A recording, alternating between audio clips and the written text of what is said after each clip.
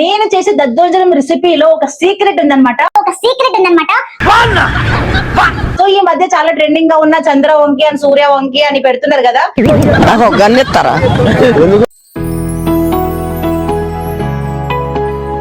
Hello family, this is Indu. Welcome back to my channel. నా channel first time చూస్తున్నట్టయితే like చేసి subscribe చేయడం మర్చిపోకండి. అండ్ మీ అందరికి దసరా శుభాకాంక్షలు. మీ అందరు కూడా దసరా చాలా బాగా జరుపుకోవాలని కోరుకుంటున్నాను. లిటరలీ ఈ దద్దోజనం రెసిపీ మీతో షేర్ చేయడానికి దసరా వరకు అయితే వెయిట్ చేశాను.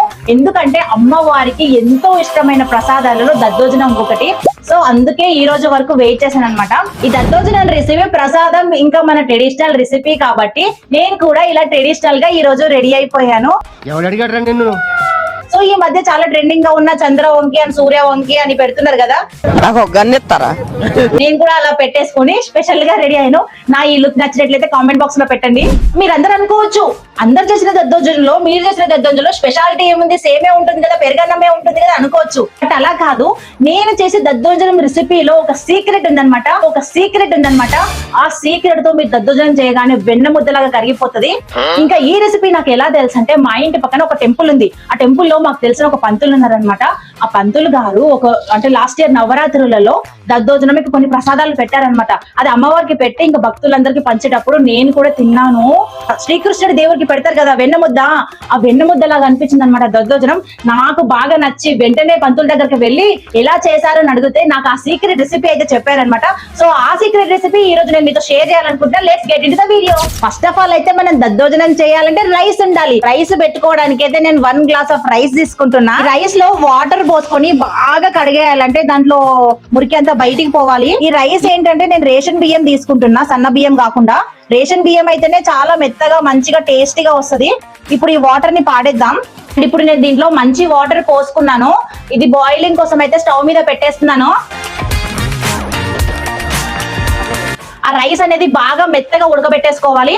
అప్పటి వరకు పోపు కావాల్సిన సామాన్లు ఏముందో మనం తయారు చేసేసుకుందాం. దద్దోజనంలో పోపు వేసుకోవడానికి అయితే పోపు సామాన్లు తీసేసుకున్నాను. కరివేపాకు, 2 పచ్చిమిరపకాయలు, 2 ఎండుమిరపకాయలు, శనగపప్పు, పోపు సామాను. ఇప్పుడు ఈ పోపు అంతా తీసుకెళ్లి మనం ఆయిల్లో వేద్దాము. పోపులు వేసే బాండి ఇంత నల్లగా అయిపోయిందని అస్సలు అనుకోకండి.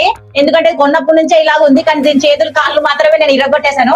ఇప్పుడు ఈ బాండిని గ్యాస్ స్టవ్ మీద పెట్టేసుకొని అందులో 2 డొక్కుల ఆయిల్ పోసుకోవాలి, లేదంటే నెయ్యి అన్న పోసేసుకోవాలి. ఇప్పుడు నేనైతే ఆయిల్ పోసుకుంటున్నాను. ఇప్పుడు ఆయిల్ అయితే బాగా వేడెక్కింది. అందులో ఈ పోపు సామాన్లు చాలా జాగ్రత్తగా వేసుకోవాలి, లేదంటే ఆయిల్ చిట్లి మన ముఖం మీద పడిపోతుంది. అలా జరిగిందంటే ఐ మూవీలో హీరోకున్న ఫేస్ లాగా మన ఫేస్ కూడా అలాగ అయిపోతుంది. ఈ పోపు సామాన్లని ఒక్కదాని తర్వాత ఒకటి నెమ్మదిగా వేసుకుంటున్నాను. ఫస్ట్ శనగపప్పు, ఆ తర్వాత ఎండుమిర్చి వేసుకున్నాను. ఆవాలు జీలకర్ర వేసే ముందు ఆ శనగపప్పు ఎండుమిర్చి బాగా వేగినాక అప్పుడు వేయాలి. ఆ తర్వాత పచ్చిమిర్చి, కరివేపాకు వేయాలి. అబ్బా, నేను మీకు చెప్తూనే ఉన్న పోపు వేసేటప్పుడు జాగ్రత్తగా ఉండాలని. అప్పుడే ఆయిల్ కొంచెం నా చేయి మీద పడ్డది.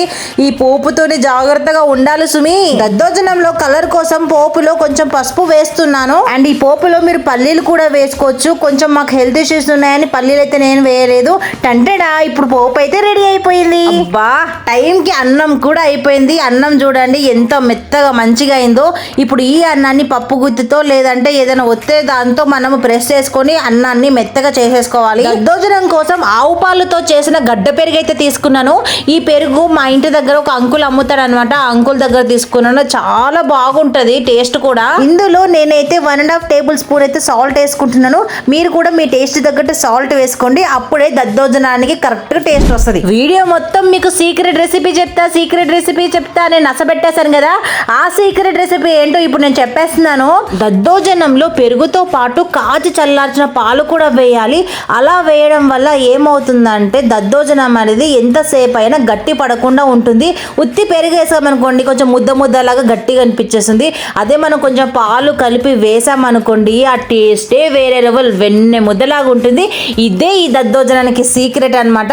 ఇప్పుడు మనము పోపు ఉంది కదా, ఆ పోపు సామాన్ అయితే ఈ దద్దోజనంలో వేసేసుకొని కలిపేసుకుందామా. అడ్డే ఫైనల్ గా మన దద్దోజనం రెసిపీ రెడీ అయిపోయింది. ఈ దద్దోజనాన్ని ఒక ప్లేట్ లో సర్వ్ చేసుకొని టేస్ట్ చూసి ఎలా ఉందో మీకు చెప్తాను. మనం చేసిన దద్దోజనాన్ని ప్లేట్ లో వేసుకొని అలా స్పూన్ తో తీసుకొని నోట్లో పెట్టుకుంటుంటే నిజంగా చాలా బాగుందబ్బా. మీరు కనుక మీ ఇంట్లో ట్రై చేసి ఎవరికన్నా పెడితే వాళ్ళు మీ పేరు మళ్ళీ గుర్తు తెచ్చుకుంటారు. అండ్ ఈ వీడియో మీకు నచ్చినట్లయితే లైక్ చేసి సబ్స్క్రైబ్ చేయండి. నా ఛానల్ కి సపోర్ట్ చేయండి. Tata, bye bye.